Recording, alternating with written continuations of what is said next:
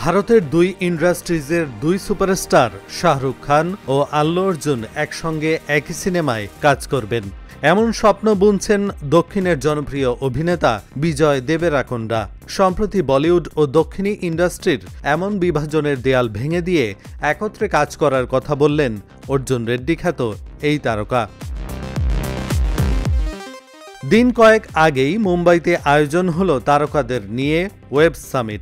সেখানে হাজির হয়েছিলেন বিজয়। মডারেটর হিসেবে ছিলেন করণ জোহর। সেখানে করণকে উদ্দেশ্য করে বিজয় বলেন, শাহরুখ খান এবং আল্লু অর্জুন যদি তারা একসঙ্গে পর্দায় আসেন তাহলে সেটা শুধু একটা ছবি হবে না, সেটা হবে একতা, উদযাপন আর শক্তির প্রতীক।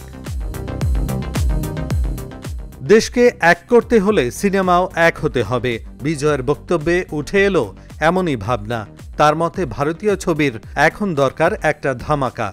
উত্তর আর দক্ষিণের ইন্ডাস্ট্রির যৌথ উদ্যোগই পারে নতুন দিগন্ত খুলতে। শাহরুখের শেষ ছবির ৮০০-১০০০ কোটির সাফল্য আর পুষ্পা 2কে ঘিরে ১০০০ কোটির প্রত্যাশা দুই ইন্ডাস্ট্রির শক্তিকে একত্র করলে যে বিস্ফোরণ ঘটতে পারে সেটাই তুলে ধরেন বিজয়। বলেন, এই ধরনের কোলাবোরেশন শুধু বক্স অফিসে নয়, ভারতীয় সিনেমার ভবিষ্যতের জন্য গুরুত্বপূর্ণ।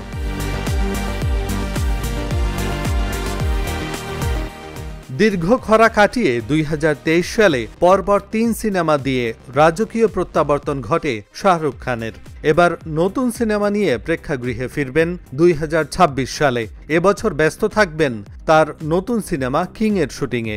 অন্যদিকে পুষ্পা দিয়ে ভারত জুড়ে জনপ্রিয়তা পেয়েছেন আল্লু অর্জুন। এবার পরিচালক অ্যাটলি কুমারের পরিচালনায় প্রথমবারের মতো অভিনয় করবেন আল্লু। এটি হতে যাচ্ছে আল্লু অর্জুনের ২২তম ও অ্যাটলির ষষ্ঠ সিনেমা। এহসানুল হক, ঢাকা জার্নাল।